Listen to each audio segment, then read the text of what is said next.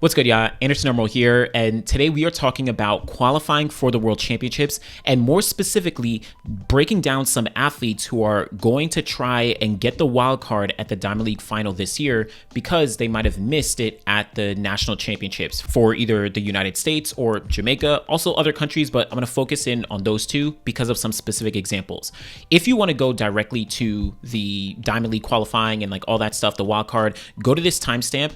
I'm going to start off talking about how athletes in general are able to qualify to the World Championships because there are different aspects to it. So first off, how do you qualify? 3 different points. 1, you could either qualify by getting the World Championship standard, a time, a mark, or whatever.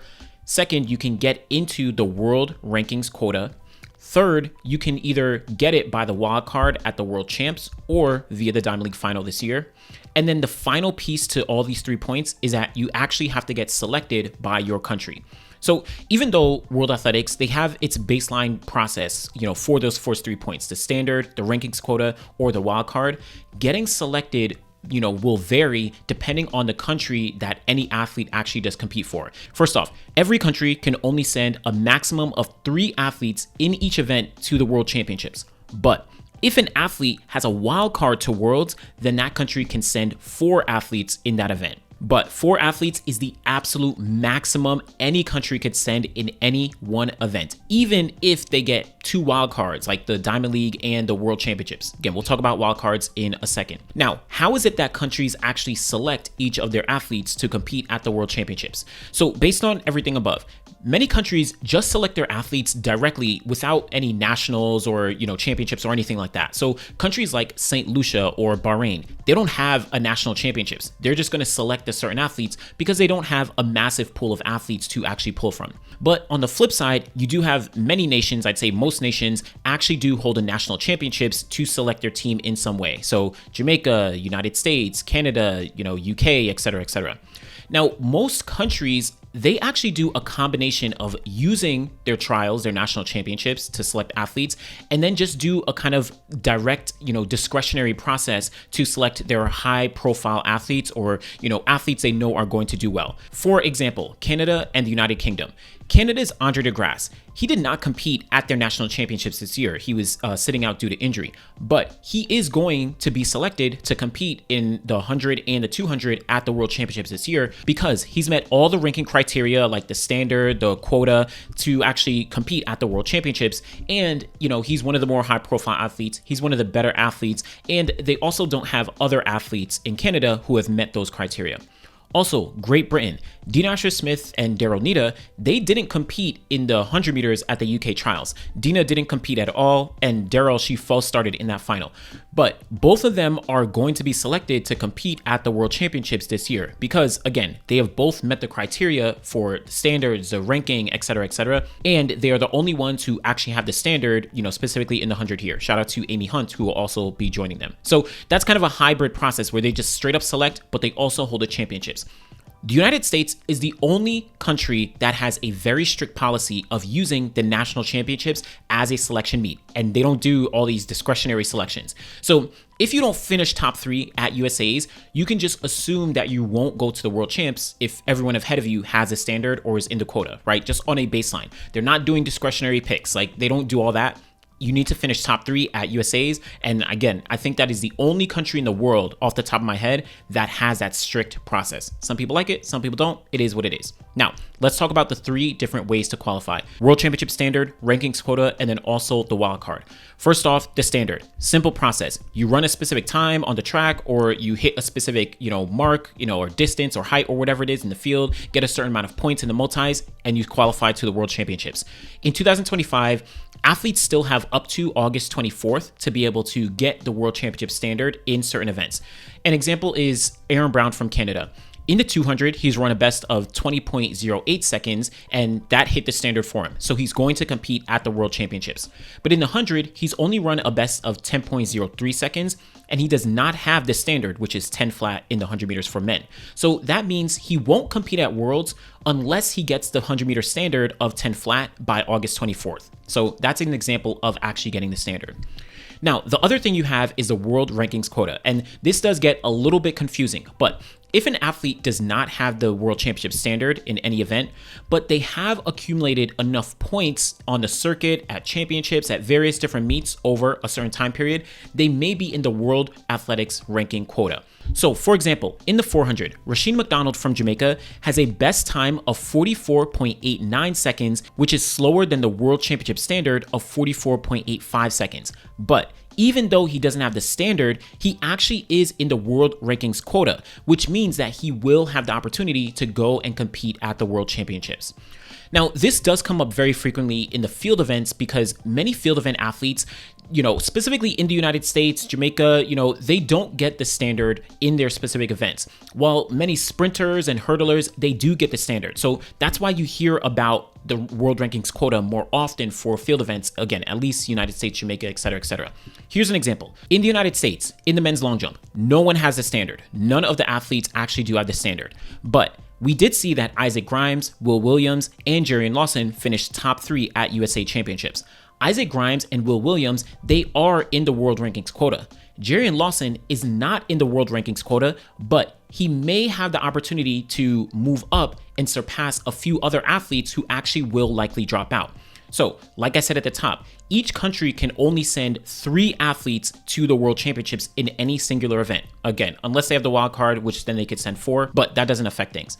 China actually has 10 athletes ranked ahead of Jerian Lawson in the world rankings, but they can only send 3. So 7 of those names are going to drop out and likely move Jerian Lawson up. That goes for other countries who might have more than 3 athletes ahead of Jerian Lawson in the world rankings quota. So that's how field events kind of do play out. Again, many of those athletes unfortunately don't get the standard. So that's the standard. That's the world rankings. Let's talk about the wild card. There's 2 ways any athlete is able to get a wild card, which is an automatic spot, to compete at the World Championships this year. If you are the defending world champion from the 2023 Budapest World Championships, then you get a wild card to this year's World Championships in Tokyo. So, for example, Sha'carri Richardson in the 100, Sharika Jackson in the 200, Marlita Paulino in the 400. They all won gold medals in 2023, so they get an automatic wild card to compete at the World Championships in Tokyo this year in those specific events. The other way that you can get it is if you win the 2025 Diamond League Final, which is going down in Zurich this year. So even though those are 2 ways you can get a wild card, if there's a country who has both the defending world champion and eventually does get the Diamond League champion via the wild card, the country has to decide what to do because only one athlete is able to be honored with that wild card via World Athletics. So for example, Sha'carri Richardson, she's a 100-meter world champion from Budapest and has the wild card. But let's say that TT Terry goes to the Diamond League Final and wins 100 meters there. Then the United States has to decide which wild card are they going to honor, either Sha'carri Richardson or TT Terry. Now, the US, we'll talk about in a second, they have very clear rules where they honor the wild card from the defending world champion over the Diamond League champion. But remember, the maximum number of athletes any country could send is only 4. You cannot send 5 people. So you can't send a Diamond League champion, a world champion, and then 3 other athletes. That cannot happen. But again, this is primarily a US issue. Now, let's get into these Diamond League scenarios and identify some athletes who could get the wild card by winning the Diamond League Final this year, and also some scenarios where they just cannot get the wild card to go to the World Championships this year. Let me start off with some scenarios and athletes who can't get the wild card. For example, the men's 100 meters. Noah Lyles already has the wild card by being the defending world champ. So Trayvon Bromell, who finished 4th at USA Trials, if he wins the Diamond League Final, he's not going to get the wild card. Same thing in the 200. Noah Lyles already has the wild card by way of being the defending champion. So someone like Ariel Nayan, he won't get a wild card if he wins a Diamond League Final. It's not going to happen. Also, women's 100 meters. I already gave you the scenario. Sha'carri Richardson, she's the defending world champ, but if TT Terry or Tamari Davis or anyone else wins a Diamond League Final from the United States, they would not get the wild card because Sha'carri already has it.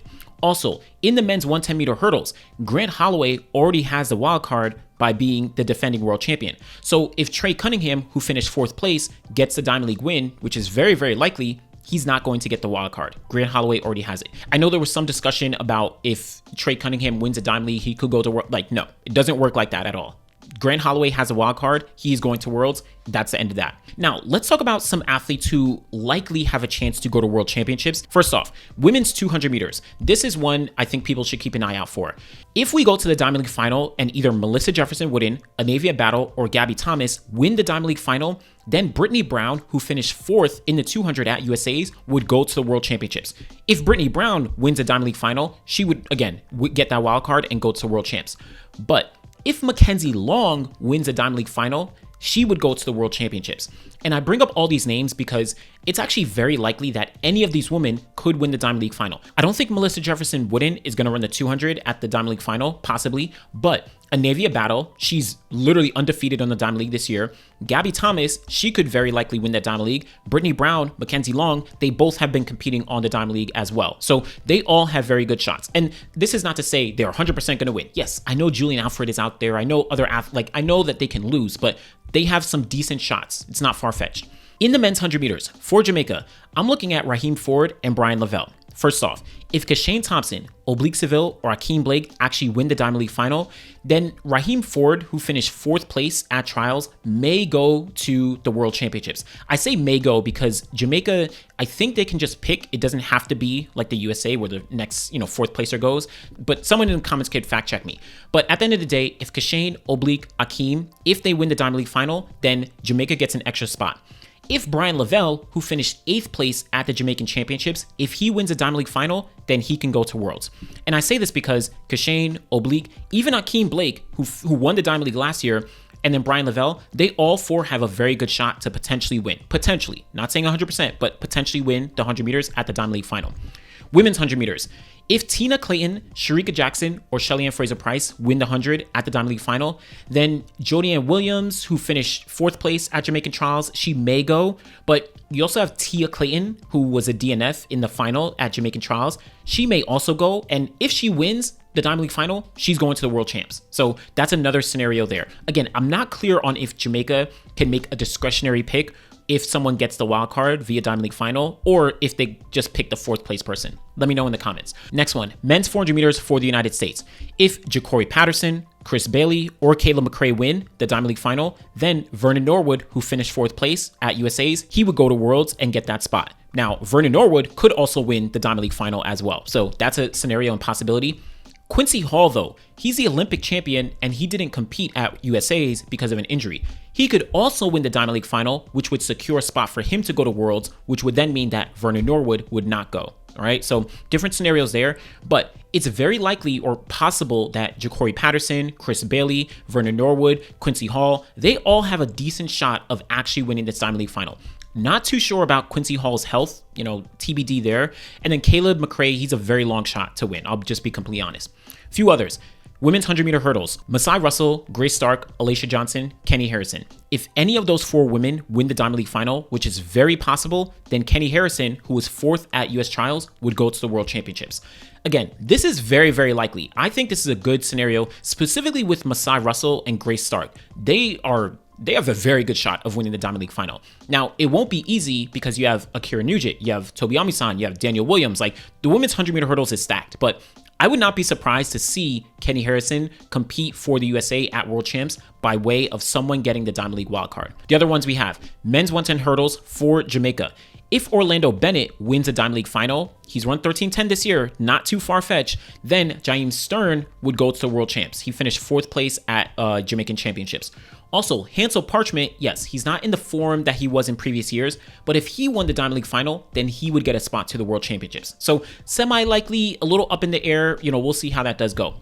Few others, men's 400 meter hurdles. Rai Benjamin, Caleb Dean, Chris Robinson, or CJ Allen. If any of them win, CJ Allen would go to the World Championships. If anyone else wins, then they would go to the World Champs. So Rai Benjamin, he has the most likely chance out of any American to, win the Diamond League final, but I'm not sure if he's going to compete on the actual circuit. Trevor Bassett, he's making a run for it because he was injured leading into USA's, but he was showing some good form.